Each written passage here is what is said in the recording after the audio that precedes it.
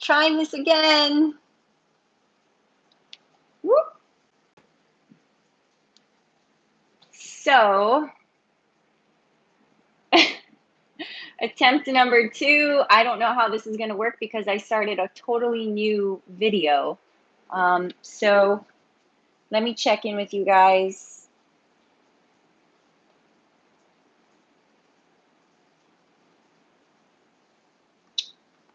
Give me one moment.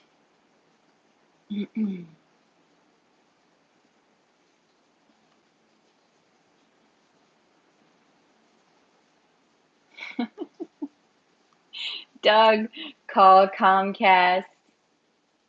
All right, you guys. So listen, if you're with me from Vinyasa Foundations 1, come to Vinyasa Foundations 2. Let me click really quick and find you.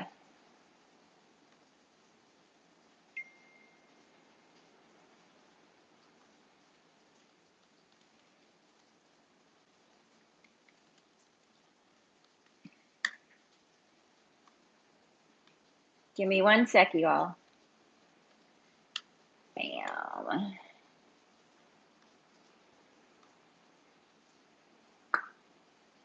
Here we go. Share the link. I'm getting so techie.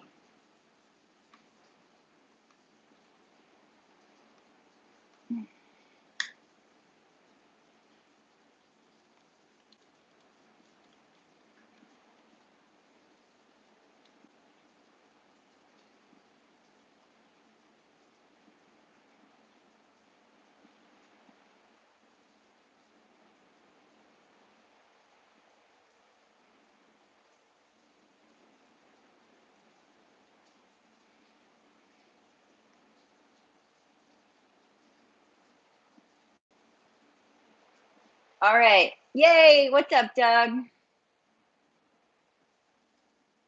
This is part of the technicalities of technology. So how's the picture? Doesn't look very clear on my end. I'm not on Wi-Fi. I decided to do my LTE, and actually the router is very, very close. Yes, Jordan. Okay, let me know about your guys' picture. My picture is not very clear. I want to make sure that the picture is clear for you. Looks fine. You guys are good? It's probably my Wi-Fi then on my computer. It's not very clear.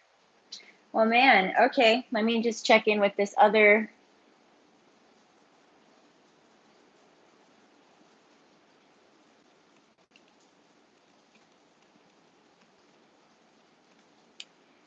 The other live seems to be still going, but it's frozen. Okay. All right. So, wow, it's a whole new world here. All right. So I also got a request to be a little closer to the camera, I think. So I'll try to do that. I just want to make sure that I'm in the picture and that you guys can hear me okay and all of that stuff, okay? So I think we ended on talking about the bandhas, right? And I talked about Mula Bandha, Uddiyana Bandha, and then I didn't get into Jalandhar Bandha. So the third bandha, the third lock, let me make sure everyone's here. I got some of you guys back. Cool. So that third bandha, and if you just jumped on, sorry guys, you just jumped on right now to this new live. This is actually the first one we just got cut off because of when the rain came. So apologies if you're just jumping in and missing all the pre-context. So, all right. So Jalandhar Bandha, you guys, that final one is the throat lock. It's probably the last one you would learn, but essentially when you're going into some of these poses and the spine is fully erect, you're going to find that that throat lock happens. Another place that it naturally will occur sometimes is when you go into a cat cow. When you go into a cat spine and you're pressing and you exhale completely, you will sometimes feel that vacuum happen, and it'll almost cause you to cough. And maybe some of you have, if you've ever been doing it, and you go into that that exhale or that, and you'll feel like your throat vacuum, and that's Jalandhara Bandha happening. Now, if you're practicing Bandha work, you don't want to do it so intensely that you do cause that vacuum, or that cough rather. So you want to be mindful of that happening. But very, very powerful work to be practicing the bandhas. Now, when all 3 bandhas are being worked with, okay, it's called Maha Bandha. Maha means the great, and Bandha being the lock. So the great lock. So we can do Maha Bandha. And I will do, for my personal practice, I often do Maha Bandha, and then sometimes I teach it. But again, like I mentioned in the first video, the Bandha work is a little more advanced. So depending on the student base that I have, or if I'm just feeling crazy, I'll throw it in there sometimes. But it's nice to do when you're doing a pranayama practice and you do one of those intense exhales. You let your breath out, you hold it out, and you pull up. Now, I would hold that longer usually, but you pull up on all, and you feel all of the energetic lift. Mahabandha is very, very powerful to do when you're in full lotus, or at least Sukhasana, so a seated position. But you'll find that when you're in a full lotus position and you practice Mahabandha, there's a tangible energetic experience that will happen when you're holding and pulling up, and then you inhale and you come into that breath in, and there's this huge wave, this energetic expanse that happens. But that's, again, it's a more advanced practice, but I would rather share these elements with you here at the beginning of your practice so that you know, like, those exist. This Vinyasa practice is way more than just a workout, even though it absolutely is a workout too. Okay. All right. So good. I'm glad that actually cut off, because now we can get into the poses. And I think I was going to skip right over Jalandhara Bandha and get into plank. All right. So we're going to get into some poses. Those of you new to a Vinyasa practice, the word Vinyasa, a lot of times Vinyasa is used for a couple things. Vinyasa is the type of class, or the description of the type of class. And it is also a little sequence that we do within the Vinyasa class. A lot of people will be like, take your Vinyasa. And you might be like, what's that? Okay, a Vinyasa is technically the little sequence of going from plank to a Chaturanga Dandasana to an Urdhva Mukha Svanasana, or cobra, and then back to Adho Mukha Svanasana, downward facing dog. So essentially that little sequence, here to here to here, is technically a Vinyasa. Okay? But let's talk about each of those poses, because unless you took a teacher training or you took a workshop, you don't usually know the breakdown of each of those poses. Okay, so those are foundational poses too for the rest of the poses. So plank position, all right, will also lead into downward facing dog. Now, a proper plank, this goes for even exercise. A proper plank, though, is pressing through each finger pad, especially in our asana practice. It's important to keep awareness on the hands. Nice open fingers. Now, you either want your pointer or your middle finger forward, and this goes for downward facing dog as well. You do not want your hands to rotate out or in. So we're going to start to become aware of the way our elbows are even pointing. Notice your elbow can rotate in, out. All right, that's going to be important as we come into our downward facing dog. So a lot of times, or not a lot of times, let's just say we want our elbows to be pointing toward us. So not out to the side. If you can, draw your elbows in and back. And that's going to go for chaturanga as well. So for plank, pressing firmly into the finger pads, we're going to align the shoulders over the palms. That's what you want. If you can't hold a plank position and you're new to an asana practice, that's okay. You can stay on your knees, but try to engage your core and find a long spine. So maybe you walk your knees back a little more like I just did. Bring your shoulders forward so you're still having to press into those palms. And you can lift your feet or you can keep your toes down. But notice from my head to my tailbone is a long line. I think, at least I feel like it is. So from my head to my tailbone, that's what we want, is a long line. Same thing in plank. lifting my knees, pressing through my heels. I'm keeping my tailbone slightly tucked. I'm not letting my hips sag. They're not lifted. They're right in neutral, and my tailbone is slightly tucked. So my core is engaged. I'm pulling my pelvis slightly forward. It's almost like I could draw my toes toward my hands. And my mat just moved, but that's fine because that's what I want. I want the energy of being able to pull my feet up toward my hands in that plank position. My chest is not sagging. I'm pressing the ground away from me. So notice the upper back there is almost pressing a little toward the sky. The gaze is neutral. All right, from here, we're not looking back. We're not looking forward. We're in neutral. So from the top of the head through the heels, tailbone, all strong plank position. All right. Now, if you were doing that and not breathing, try doing that again with your Ujjayi breath. See if you can hold your plank for maybe 3 long Ujjayi breaths. So the trick of Vinyasa is while we're moving or while we're holding a pose to actually be able to do that breath that we broke down in the pose. So let's go ahead and do it. Inhale into plank. Find it. Exhale, feel your navel draw in. Keep your eyes, keep your drishti focused somewhere out, maybe just a little out in front of your hands. And one more breath. Good, and then you can lower your knees. All right, so presence in the pose is so, so important. If you can develop presence in whatever pose you're in, then every pose becomes advanced. Every pose becomes a challenge. There's no easy pose, because when you give your all to every pose you're in, you will sweat, you will shake, and all those things will happen. Okay, you guys, so we're gonna go into Chaturanga Dandasana. So from plank to down, or Chaturanga Dandasana. Chaturanga is one of the most, what's the words I'm looking for? Just, it's done wrong by a lot of people.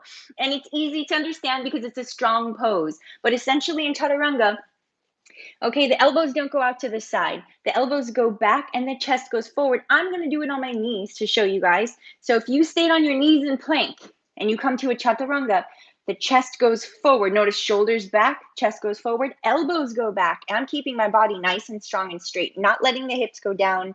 I'm not bringing my hips up. I'm keeping them straight. Coming down for Chaturanga.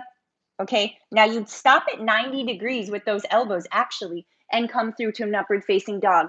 But I want to go all the way down for now.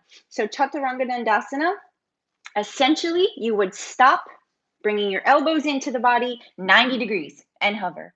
Now it's a strong pose. I came all the way down because I want to show you, for a lot of people, when you can't hold that position, the shoulders will actually collapse down like this. That's not what you want. You want to keep the shoulders back, use more triceps, press into your finger pads, bring the chest forward, and keep those elbows to 90 degrees.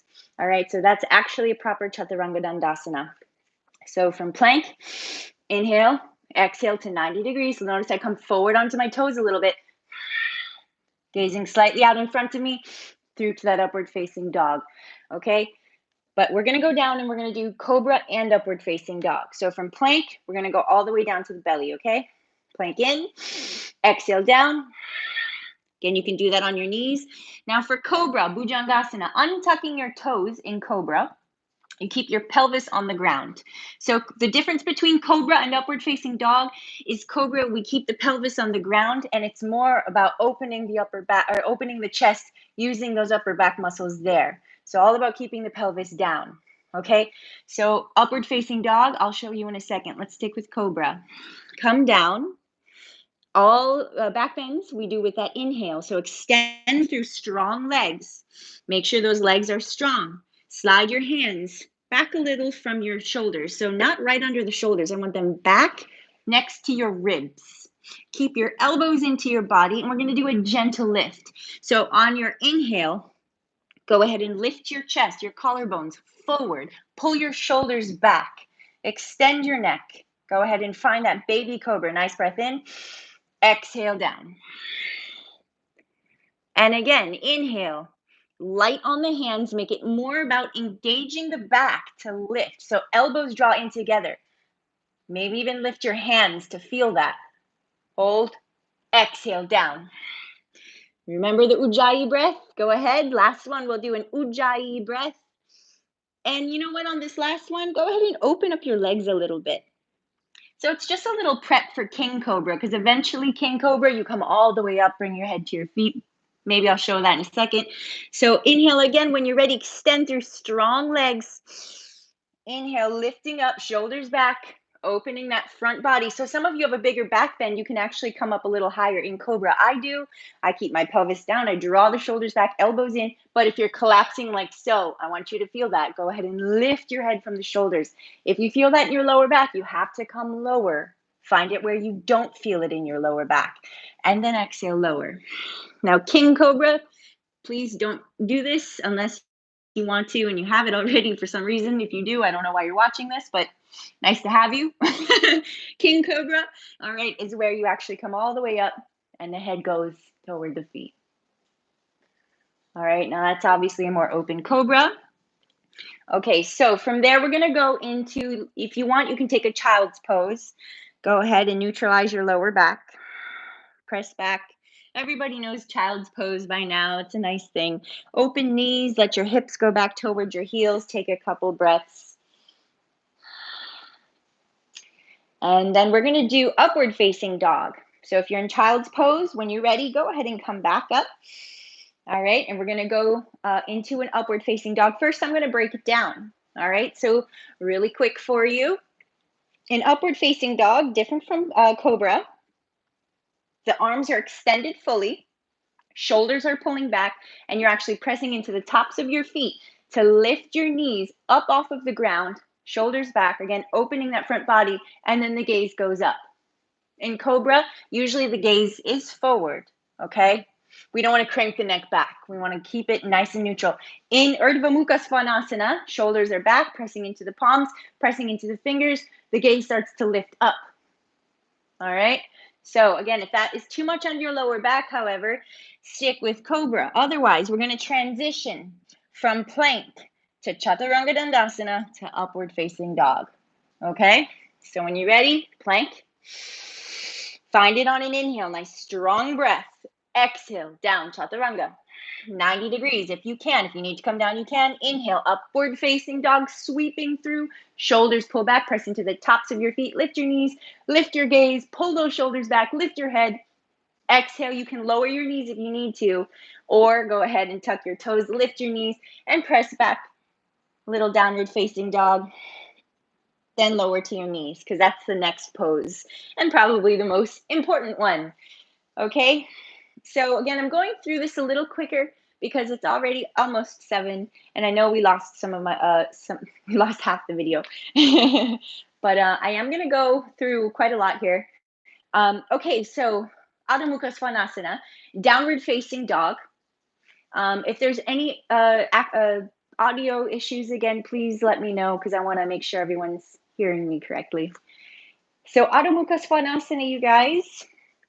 Again, I already went over it. The fingers, nice and open. Very important. You want your hands to be open. You want to press into the pointer, middle finger and thumb especially.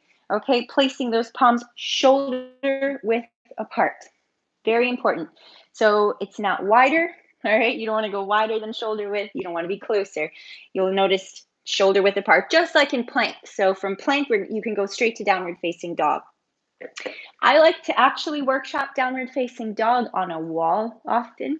Good, I have a wall here in the video. So from going on a wall, what you want in a downward facing dog is an equilateral triangle. And a lot of times that's hard if your hamstrings are very tight. So what you can do is place your palms on a wall, walk your feet back so that your feet stay under your hips, walk your hands down, and find a nice downward facing dog on the wall. So instead of rounding your back like this, if you have tight hamstrings, you can bend your knees, press your hips back, rotate your sits bones up, let your head go, pull your elbows toward the ground or toward one another, and draw back and breathe that Ujjayi breath. So right away, I can feel the tension happen when I'm doing all that work. So as soon as that happens, we take a breath in through the nose, down to the belly, and then exhale. Find the pose even deeper. Toes spread. We work on breathing in. finding the space. Exhale, drawing back. So I skipped over a lot of details there, but I want to talk about them now. So again, the elbows, I talked about that already. Instead of elbows out to the side in downward facing dog, you want elbows rotated in. So instead of, let me make sure I'm in the picture, instead of going into downward facing dog like this, yeah, you can see this? All right, we want to come forward into plank. Pull those elbows in, press back. So even my lats are very tight, okay? And I need to work on drawing my shoulders down a little bit more and pressing away from the ground. So that's what we want, is this action of drawing the shoulder down as we press the ground away from us. So try not to let those elbows splay out to the side. Pull them down, draw back. All right? Like so. So that's the upper body part. Gaze is between the ankles, or again, some people will bring the gaze toward the navel, but I like letting the head hang freely looking at the ankles. Now, I wish I had another body to help show you the rest of this because this is important. The lower back. When you're at the beginning of a practice and you're doing some cat and dog warm-ups, okay? You want to find a nice neutral back in downward facing dog with a slight tilt. So you're going to find Mula Bandha here. This is where this is important. In downward facing dog, if you can find Mula Bandha, pulling that base of your pelvis in and up, even a little Uddiyana Bandha, and draw those hips back, the sits bones back, you're going to find more power to pull the heels toward the ground. So it's all about bringing the heels back with your core. I'm actually pulling my my mat back here with my hands. So you're actually using your stomach muscles, pulling them in, and exhale, pressing them back. So without Mula Bandha and without much engagement, my lower back could easily do this, which you can see it's a little rounded. But what I want is for it to be flat. So I'm going to bend my knees a little bit. I'm going to lift my hips up, rotating, using my transverse abdominals a little bit to do that. So I'm using some hip flexor muscles to pull up, pull my navel in, draw my shoulders back. And then from there, work on straightening your legs. Now, you're going to start to shake. If you're tight in your hamstrings, you're going to go, oh my gosh, my legs don't straighten. That's okay. Breathe. Take space on your inhale. Exhale, pull your ribs in, straighten a little bit more. Bring some power. Each exhale, pressing back a little bit more. Take a nice breath in, soften. Exhale, press. So continue to try to lift those hips up. Try to press your hips back and your heels down. And in each breath, you're going to find a little more space. Okay, so however intense you want to go with that, it's your practice. It's totally your practice. You got to be honest with your body, where its edges any particular day. But that is the work in that pose. It is such a powerful pose. And if you can be present and do that work in that pose, the rest of your practice will completely transform too. It'll transform faster. So when people ask me, how long does it take to ... How long does it take to do this pose?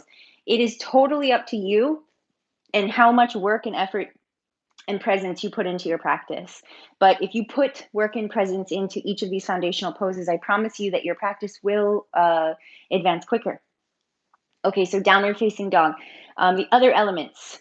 So we talked about the shoulders, and again, I'm going about this fast. I wish I could workshop with you all for each of your bodies. It's not possible, so I'm just trying to give you practices for yourself. So elbows drawing in, pressing the ground away from you, pulling the navel in, finding that long spine. Even if you need to bend your knees a little bit here, you want to keep your head down and pulling those heels back. So the other element is the feet. No feet turning out. We want the heels straight back, and if anything, even slightly out. So no toes out, heels out. And that's so that, I'm going to turn this way. That's so that the outsides of your feet are parallel to the outsides of the mat. All right, so finding that position there, pulling back or pressing back, using your Ujjayi breath. Each exhale, finding a little more depth. So the action you're going for in that pose is actually pushing your weight back towards your feet so that the hands actually become lighter and lighter. When you first start a hatha practice or a vinyasa practice, downward facing dog is one of the hardest poses. I know because I was there too one day, or back in the day. So when I first started, downward facing dog was like, how long can I hold this pose for? I can't keep coming back to it. It was like exhausting my shoulders. But that's because it's not about the arms, it's about the legs. So it's about using your core and using your legs to pull back. It actually starts to lengthen the arms and open up and liberate the tension in the upper body, which is what we want. So feet parallel to the outside of the mat, toes active and spread. This is another element that is not talked about a lot in the practice. I will talk about it in my beach yoga classes, but I can't stress it enough. The fingers and toes are an extension of the rest of your body energetically. And if you think about that, when they're open and alive, okay, you're allowing that energy to move through the channels and extend out into the universe. It's also opening you up for the universe to come into the body. So you're creating essentially a totally open channel, and for that energy to come in, move through, and come back out, and you just become this pulsating energy, this emanating energy of the universe, and literally the practice becomes that. You feel that internal dance of energy happening when you're really fully present with it like that. So downward facing dog, fingers spread, toes spread. That goes for a lot of other poses that you do in a vinyasa practice as well. So those are the basic poses of a vinyasa, right? Like I said, we have the vinyasa practice, and then hi Natalia, and nice to have you. And then we have the vinyasa little sequence that we do, which is the chaturanga, plank. Exhale down to chaturanga. Inhale to cobra or upward facing dog. Exhale back to a downward facing dog. So that would be what we call a vinyasa, okay? All right, so we have some time. Oh, nice to have you here. All right, so let's do some standing poses. Jordan, are you with me still? If so, we're going to go into Utkatasana. That is chair pose, everyone's nemesis. Actually, it's like Utkatasana and Navasana are like some of the least favorites because they're the hardest work. If you're here, Jordan, let me know. If not, it's all good. We're still going to do the pose for you. Chair pose, 2 different ways to do Utkatasana, and there's actually, I shouldn't say that. There's a few variations of Utkatasana, and we're going to go over a couple of them. But the basics of Utkatasana, okay? There's lots of them. If you have a wall and you have access to go to the wall and see me, hear me, all the things, let's go up to the wall together. If not, no big deal. If you're just watching, you can do this later as well. So Utkatasana is AKA chair pose or awkward chair pose, essentially. So what we want is the body to feel like it's going to sit back into a chair. I'll show you really quick. In Utkatasana, the hips go back, down, knees are parallel or together, shoulders are down, ribs are tucking. There's a little Uddiyana Bandha happening, definitely Mula Bandha happening. Arms are up, depending on the variation. Palms are together, okay? But it's like a squat kind of. Hips are back. Yeah, Jordan's here. All right. So we're going to come to a wall. And first I want nice posture. All right. Oh, maybe, you know what? Maybe I should break it down quick, and we're going to talk about Tadasana before we even go into Utkatasana, because I said posture, and all of a sudden I'm like, oh, Tadasana. So Tadasana is mountain pose. You can still be on a wall if you want. I'll show you really quick. Mountain pose, everyone knows this looks really easy. Feet together. All right, hands at heart center, shoulders down. This looks easy. I can look like I'm in Tadasana, and I can be in Tadasana. Totally different. Okay, so looking like you're in Tadasana is like standing. Standing in Tadasana is standing at attention. So what we're doing in Tadasana is called mountain pose. We're rooting down to the earth, spreading those toes like I talked about. So affirming your connection to the earth, spreading the toes, lifting the arches of the feet. It's almost like you're rooting down, but at the same time, we're going to feel like we're lifting toward the sky.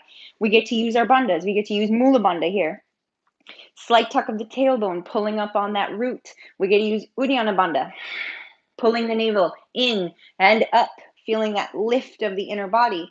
We get to use a slight Jalandhara Bandha, a tuck of the chin. It doesn't have to be totally engaged, but notice the spine is completely aligned and long. From there, the shoulders are also drawing down. The heart is lifted, the hands are together, and there's a slight press of the palms, and the shoulders are drawing down. So it's a very strong and present pose. And you can come into that even now and feel the energy connection that you feel from just standing there and breathing. So really strong, spread toes, lifted arches, lifted inner thighs, drawing toward one another. The breath is through the nose down to the belly. And especially a powerful exhale, affirming your connection to the earth. So that's Tadasana. Sometimes I'll finish a Tadasana with my hands down by my sides, finish that exhale, drawing my fingers down, and then I'll come into a flow. As we inhale, we rise up, and then exhale, take it forward and go into the Vinyasa. But Tadasana is important because it's all about finding that correct posture, which if you look into a mirror or something, you'll notice a lot of times when we're slouching, shoulders are forward and we're not in good posture. But in Tadasana, we work on finding it, aligning the shoulders and the hips and the ankles, pressing down and lifting up, finding the inner strength of the core and all those other elements that sometimes we're not paying attention to in our classes, in our days. I took a moment and checked in with my video here and I lost my train of thought. So throughout the day, you can practice Tadasana. Also, it'll give you some energy. All right, back to Utkatasana. We're going to come to that wall, or just watch if you want. Go ahead and bring your feet hip width apart. I'm going to grab my block here for this. If you have one, feel free. I'm going to place it between my knees so that my knees don't come together. Because when there's a weakness in the hips, a lot of times what happens, you bend your knees and they come together, they go apart. We want to keep hip width apart with the knees, yeah? Now we're going to bring hips to the wall because it's like you're going to sit into a chair, all right? Back to the wall, shoulders to the wall. Just like a regular workout chair sit, I'm going to scoot down on the wall. Feet stay forward, parallel, not out to the side, straight forward and parallel. Now I'm going to take a breath in and exhale, pull my navel in. Good. So I'm just going to wake up my posture here so I can feel what it feels like. Bringing weight to my heels, spreading my toes. Fingers are open and active. Shaking a little, breath is flowing. Good, maybe a little lower. Very nice. And then you can bring hands to the wall.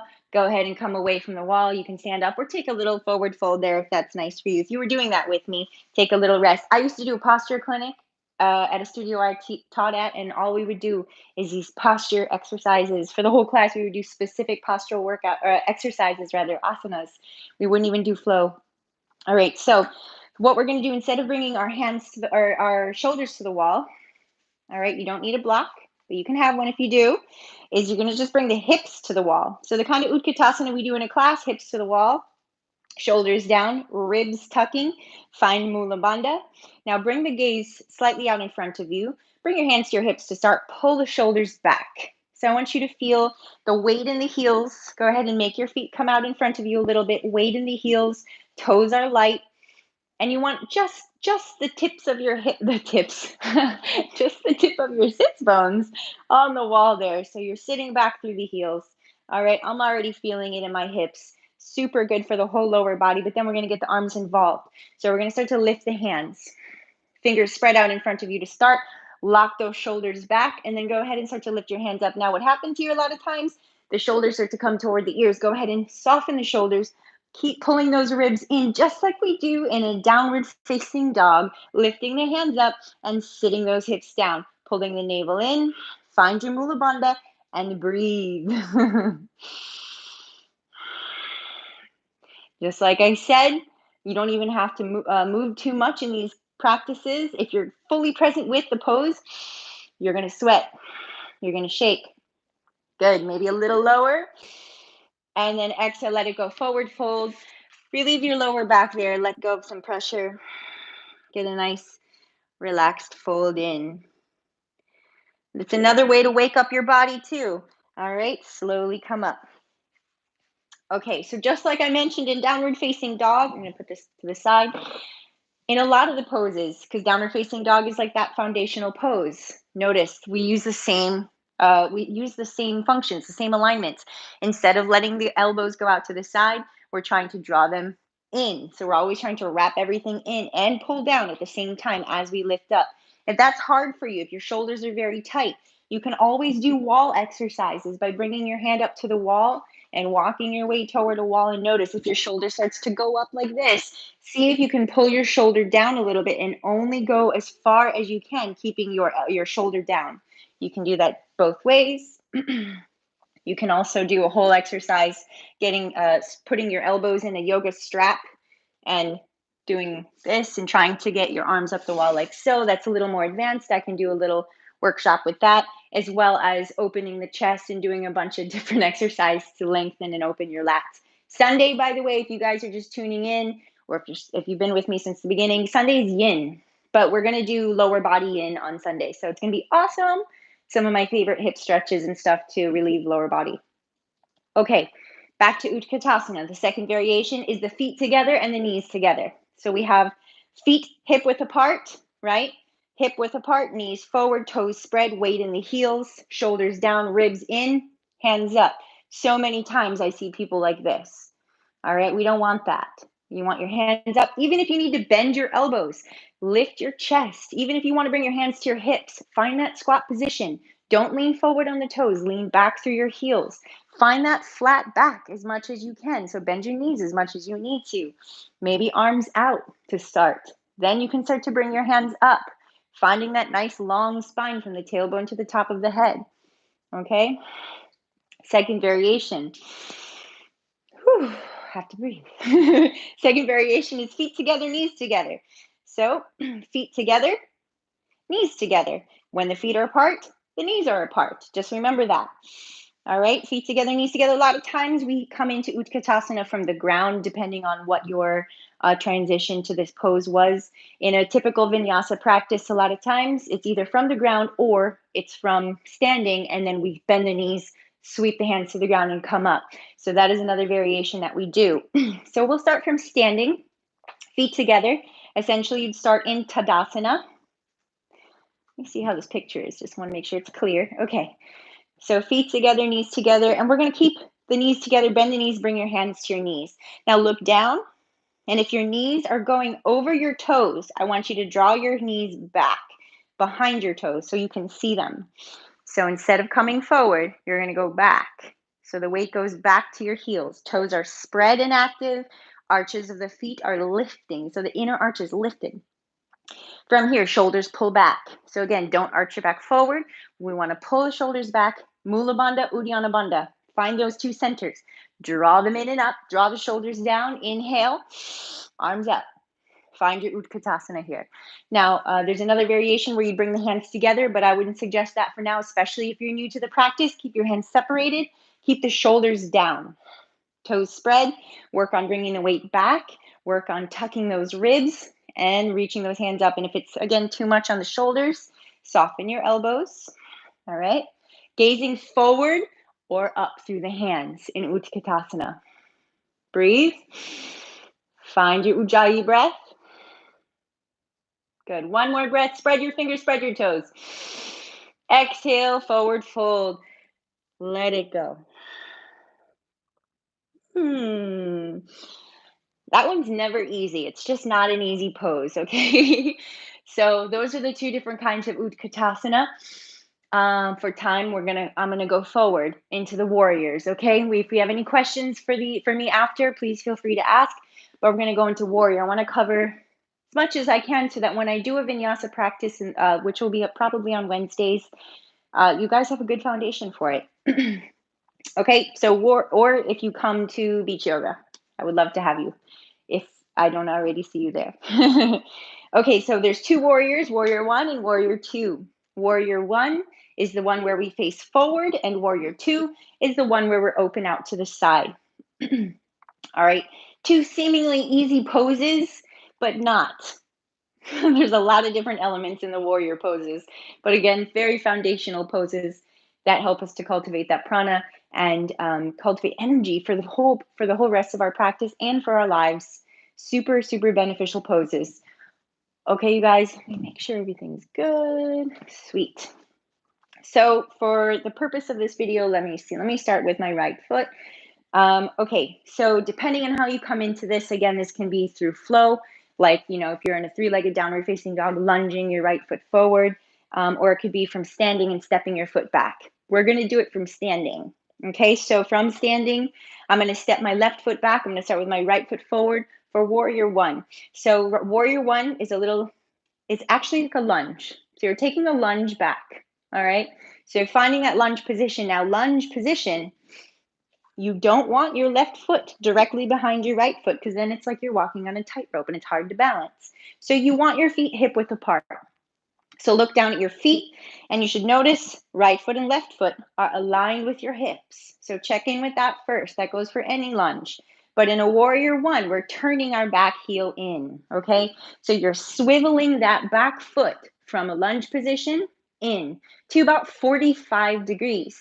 So you're not actually turning it all the way out, because that's a warrior two. You're turning it to about 45 degrees. So keeping that heel back a little bit, and the hips are forwards, or they're pulling forward.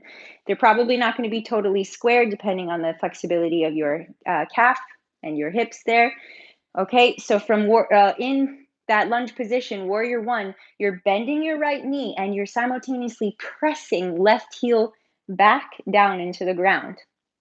Very important in warrior one, you do not want that back knee to bend. So a lot of people will, I'll see this, no bueno, no bend in that back knee. Press it nice and strong. Press firmly into the heel and the pinky toe and the big toe. So if you're in this warrior one with me, I want you to feel your big toes on the ground. And I want you to almost grip the ground with your big toes a little bit. So when you feel yourself gripping the ground, you can feel the inner arches, the arches of your feet lifted, right? And then you can let them go, and then do it again, and you'll feel what happens with your inner thighs. So when you grip a little bit, there's a different kind of connection to your hips.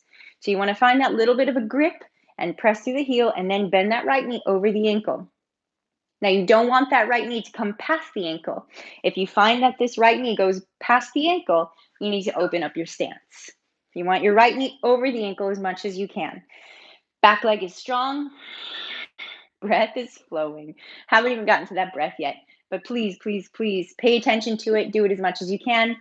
All right, shoulders down, belly in, tailbone slightly tucked.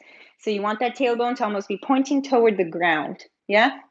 Uddiyana Bandha, Mula Bandha, shoulders down, ribs are tucking. We got that midsection. Connected from the hips down. Now shoulders. Shoulders are down. Keep the shoulders down as you lift the hands up. Fingers are spread and active. Toes are spread and active. Fully activated pose. Now breathe. If you haven't already, inhale through the nose down into your belly. Exhale, find a little more depth in the pose.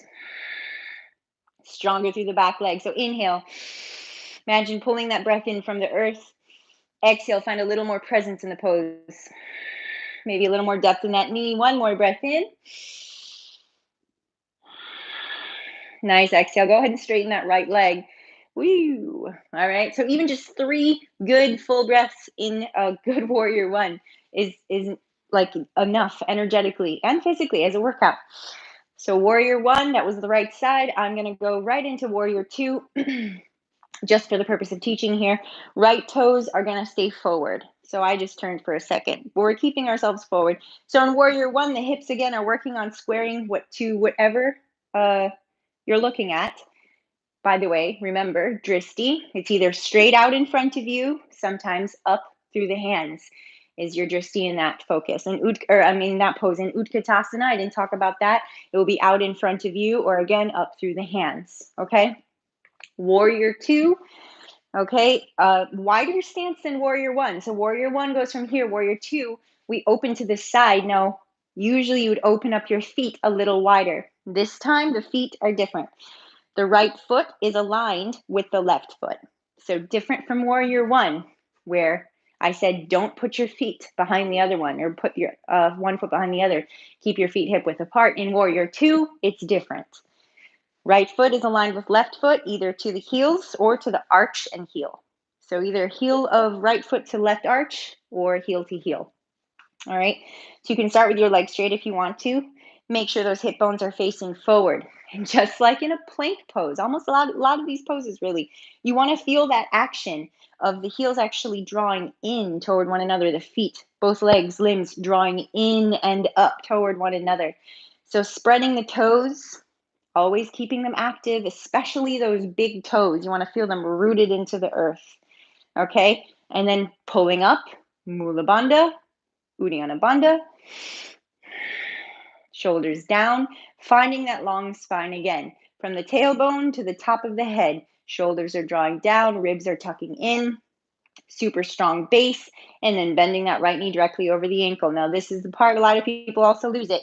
As soon as that right knee bends, it whoop, collapses in toward the big toe. No, we want to pull it out toward the pinky toe.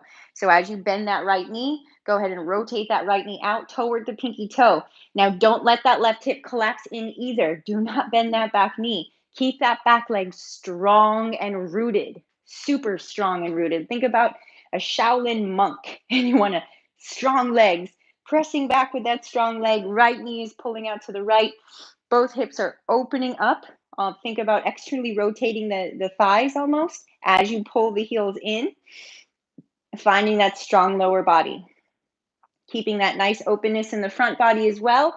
Turn your gaze over that right shoulder, arms are out, and there's your warrior two.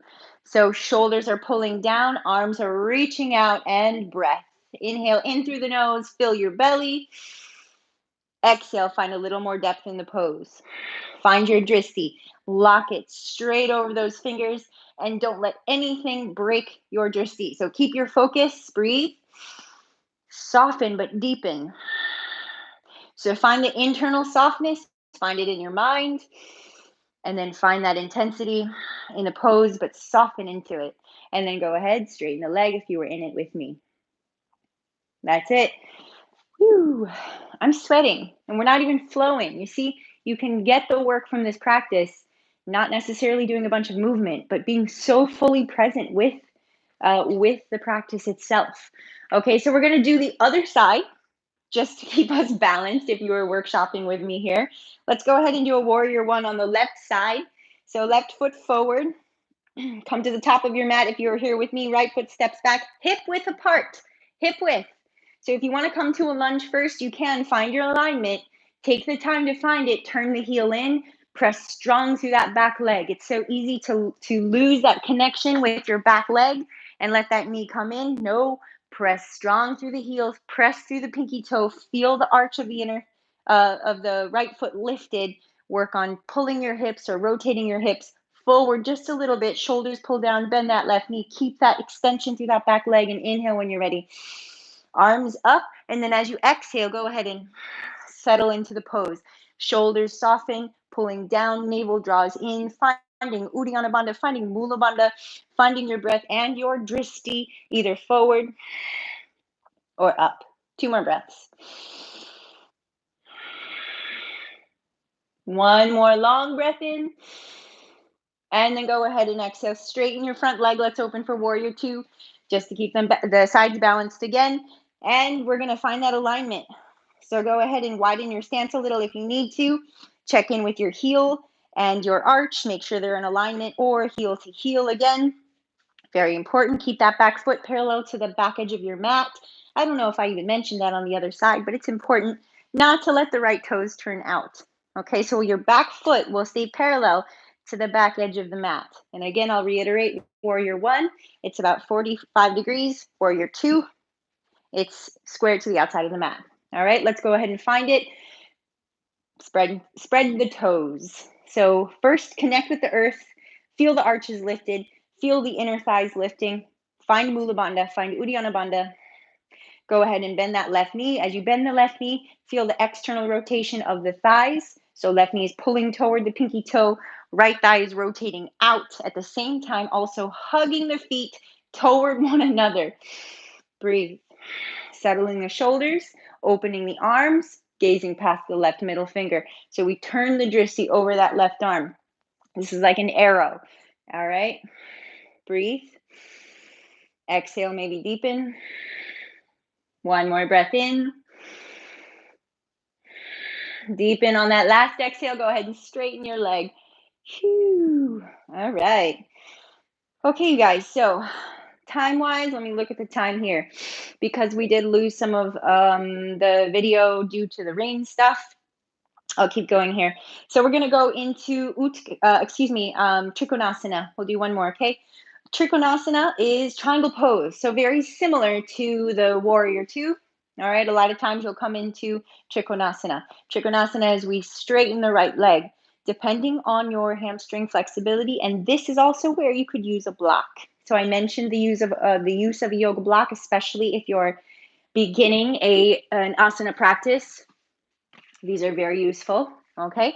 So we'll do our Trikonasana and we'll kind of wrap it up. And then I might do another foundations class, or if you guys are interested. Otherwise, again, this Sunday will be yin. That'll be good. If you're sore from this, well, yin will be good. Okay, so Trikonasana, very quick, guys. Like warrior two, we'll start with the right leg. Right foot is facing out and left toes are facing forward.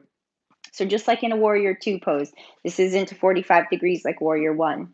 Okay, depending on, again, your hamstring flexibility will depend on how far apart your feet are. Okay, I would say a little closer together. So if you're in a wide warrior two stance, go ahead and shorten your stance up a little.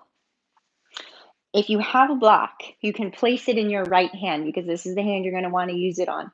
And I'm going to place it, we could do it to the inside today. So we're going to bring our arms out to the side. Okay, now we're going to make a triangle with our body. We're going to come forward with this right hand. So even if you don't have a block, I want you to reach forward with that right arm. Now, as you reach forward, this left hip bone, I want to see if you can keep it out. So if you notice you start to rotate your left hip in, see if you can keep that left hip bone facing forward. So reach and lean. Keep that left hip bone forward. Don't let it collapse in. And then go ahead and bring your left hand, some of you, to your shin. All right, if you don't have a block, bring your hand to your shin and extend your head toward your right foot. So find that length. So very important. Don't shorten your body here. I want you to extend. So rotate those left ribs open. Tuck your right hip under. Go ahead and extend from the tailbone to the head. And find the length in the body.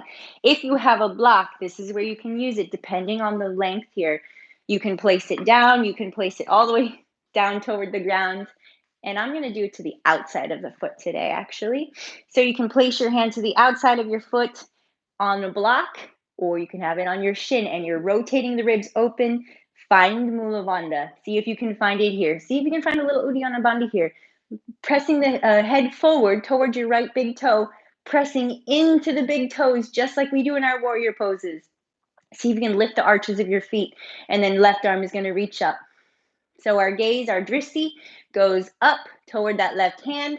Now shoulders pull back.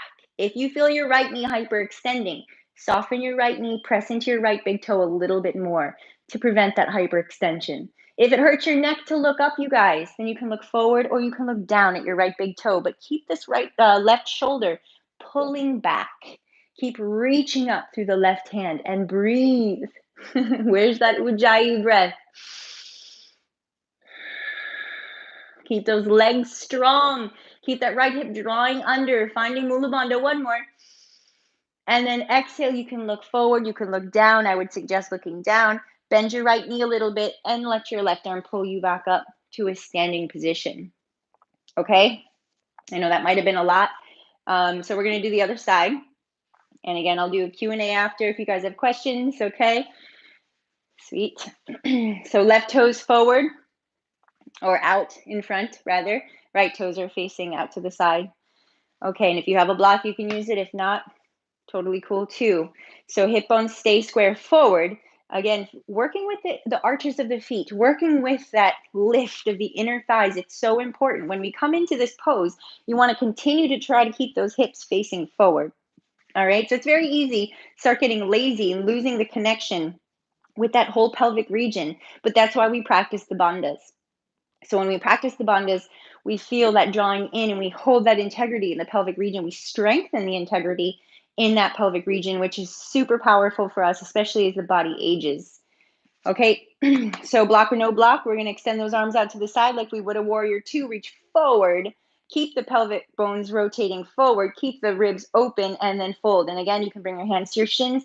Don't hyperextend that left knee, press into the left big toe. But again, it's all about extending and lengthening the spine, okay? So finding your left hand wherever it's supportive for you. Continue to press strong into the right big toe, lifting the inner thigh, rotating the hips open, rotating the ribs open, but also drawing them in. So you want a strong midsection, a long spine, extended head, neck, right arm up. So reaching up, looking up, almost pulling yourself up toward that right hand, toward the sky or the ceiling. Breathe. Use that ujjayi breath. You're reaching up, drawing in. One more breath, inhale. And then exhale, bring your drishti down, soften your left knee, press into your left big toe, let your right obliques and your core pull yourself back up to a standing position. Very good. You know what? I'm going to throw one more in. We're going to do our forward fold here. Let's do it with a straddle. So from, because it's a nice little sequence, warrior two trikonasana, and then a forward fold. So for this pose, we don't need the block. We'll put this aside. All right. Same thing applies. This time, both toes are rotating forward instead of letting your toes go out to the side. When I say bring your feet forward, a lot of times people are like, okay. And if you look down, the outsides of the feet are still not parallel to the outsides of the mat. So what you want is to actually turn your toes so far forward, it's almost in a little bit, and you look at the outsides of your feet parallel to the outsides of your mat. Now, depending on the flexibility of your hamstrings, if you are tight in your hamstrings, this pose is actually better done with a wider stance and a soft bend in the knees. If you're more open in the hamstrings and hips, then you can bring your legs closer together, because then the head will not hit the floor. We don't want it to hit the floor, but essentially it will touch the floor when, eventually it'll touch the floor when the hamstrings are open. So find the stance that works for you. You can soften your knees to start, checking in with your pelvic floor, always. Mula Bandha, pulling up on that area. And before coming down, maybe we take a little soft back bend. So before we come forward, often it's nice to open a little, okay? So let's inhale into a soft back bend. Like a cobra, let's draw the elbows back. Pull up on Mula Bandha. As you pull the elbows back, go ahead and bring the hips forward. Lift your chest, shoulders down, look up, nice breath in. And on your exhale, go ahead, keep Mula Bandha. Keep the ribs drawing in as you take it forward. So nice flat back coming forward. Now this is a good place to know, okay, I need to open up or shorten my stance. So maybe you need to open up your stance a little bit. Finding a wider stance, start to come down, hands on the ground. If your hamstrings are very tight, you'll know your back starts to round. Work on bending your knees a little, press your hips back. Same thing you did in downward facing dog, you guys. Use transverse abdominals. Pull your navel in and up and work on pressing those legs straight. So the same action, all right? Like I said, we'll return to those same moves over and over through the practice. So strong legs, just like in downward facing dog, pressing through the legs. So it's more about the legs. In fact, you can eventually lift your hands because it's all about the legs. All right. So inhale, we find that length, pulling navel in, finding a nice full deep ujjayi breath. And then exhale, we walk the hands back and we work on getting the head down toward the ground. First thing that happens for a lot of people is they start to round the back like so. I would rather have you bending your knees and not coming down so far and working on keeping the integrity of a long spine, which means maybe you're here. Okay, and then eventually here, and then eventually here. So what you're doing is keeping that integrity of the lower back and the navel drawing in as you come into your fold. Now, as you also come down, elbows are rotating in. Okay, again, downward facing dog, same thing, huh? Instead of elbows out to the side, pulling them in, and you're using your hands to press away from the ground. So rotating elbows in and pressing away so that you're actually kind of pulling the mat forward to bring your head down. Trying to keep those elbows to 90 degrees, and then eventually that will bring you into the tripod headstand if you want to go into that from that position. Otherwise, you hold that position, maybe 5 good ujjayi breaths. Each exhale, trying to get the head down toward the earth a little more. Inhale, you can back off just a little, softening. And then exhale, drawing yourself in just a little deeper.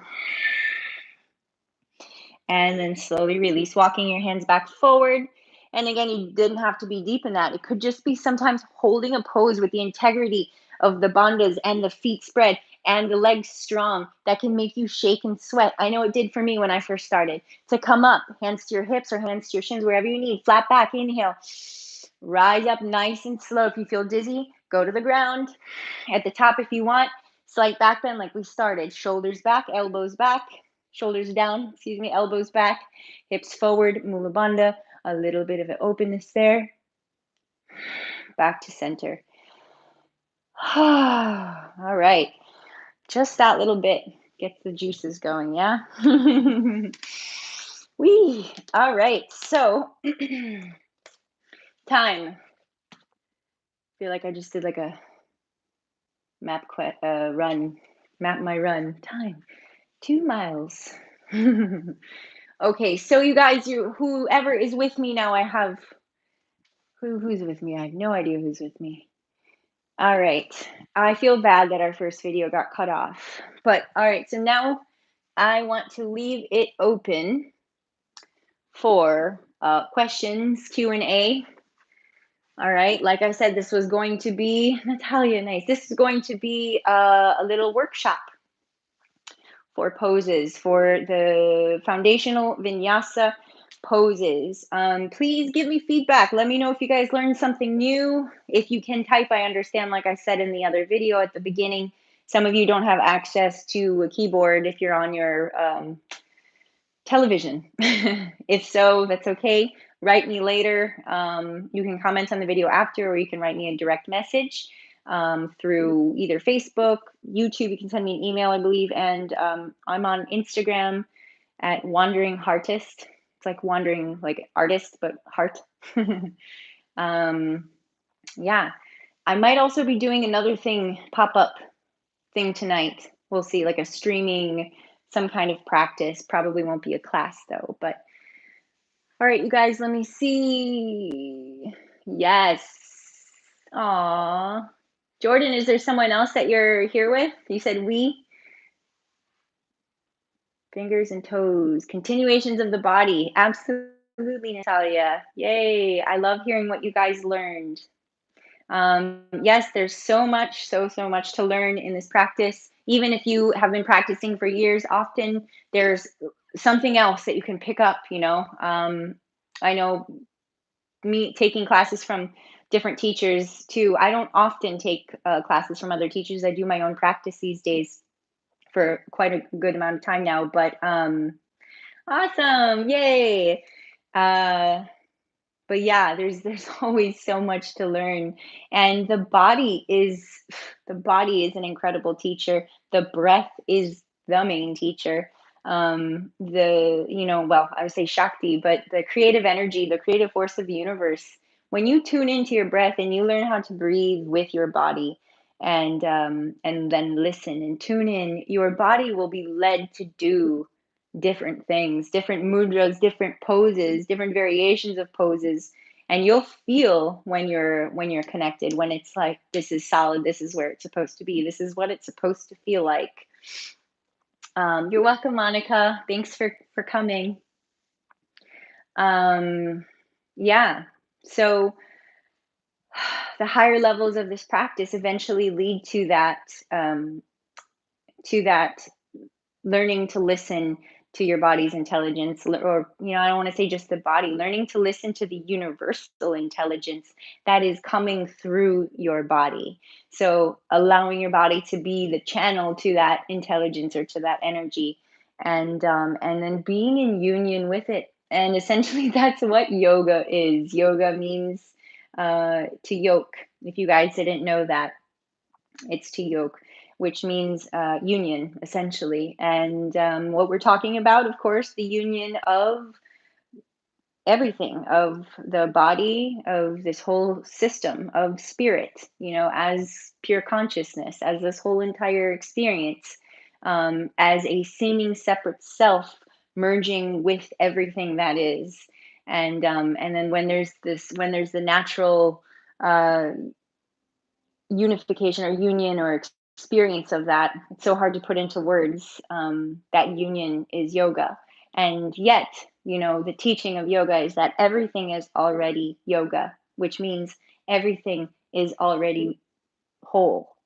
As in, there's nothing you need to do, it is already so.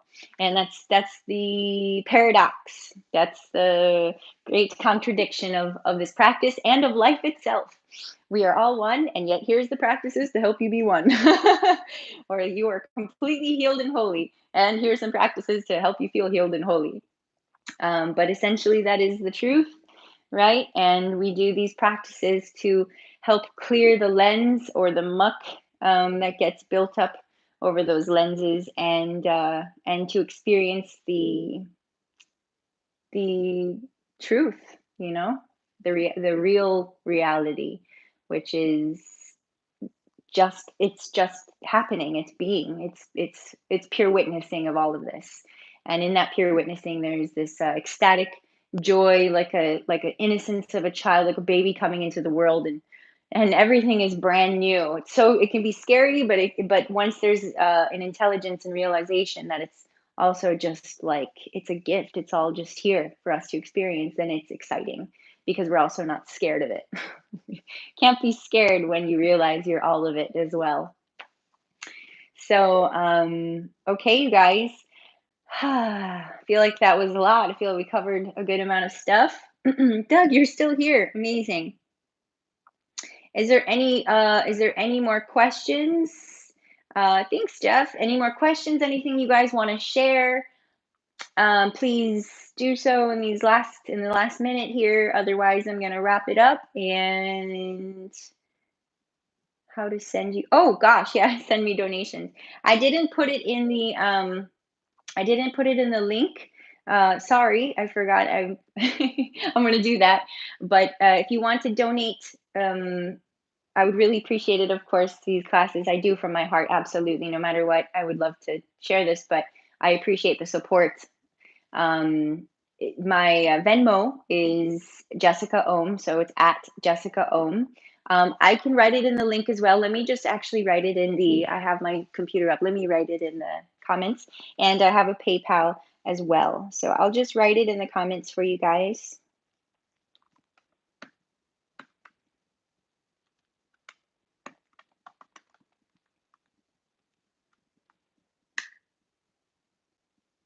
And PayPal.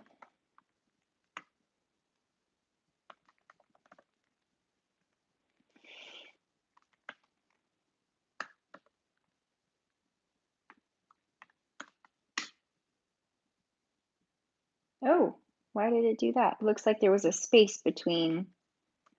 Didn't mean to do that.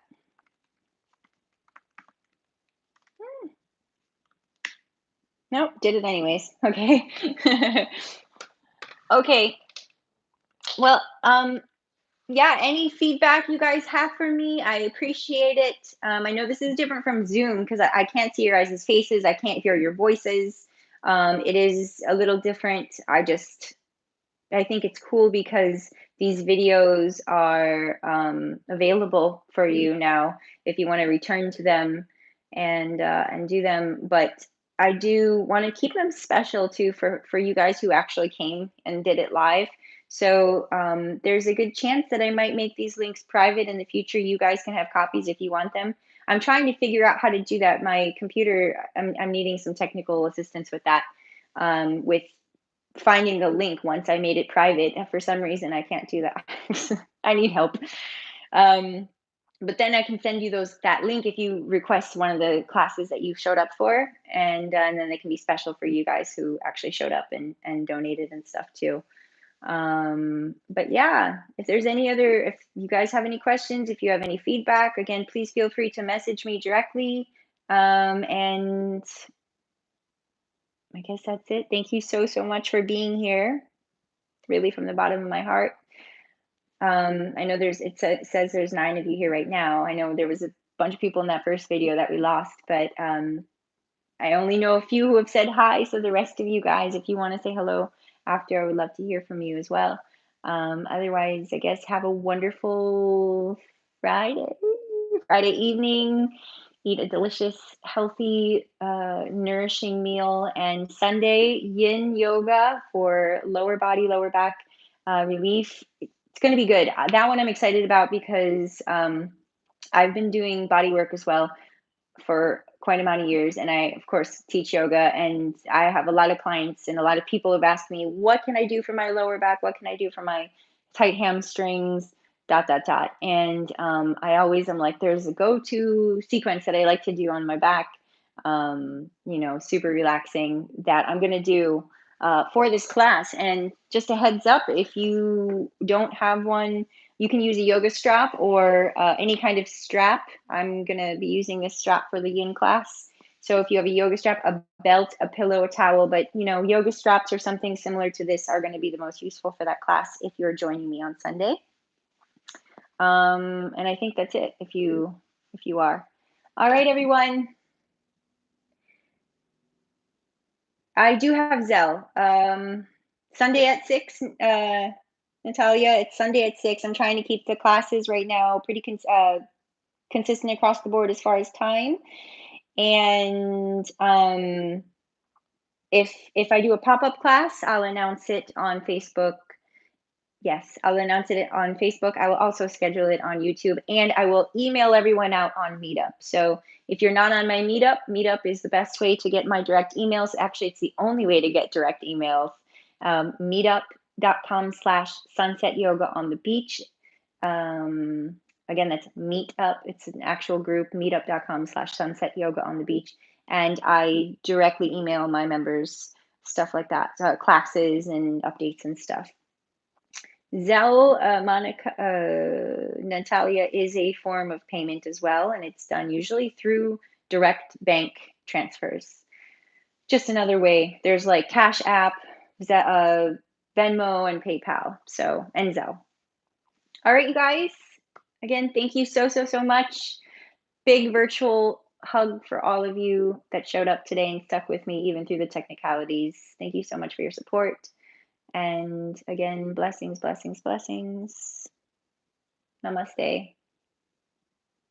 Even through our little technologies here. Namaste.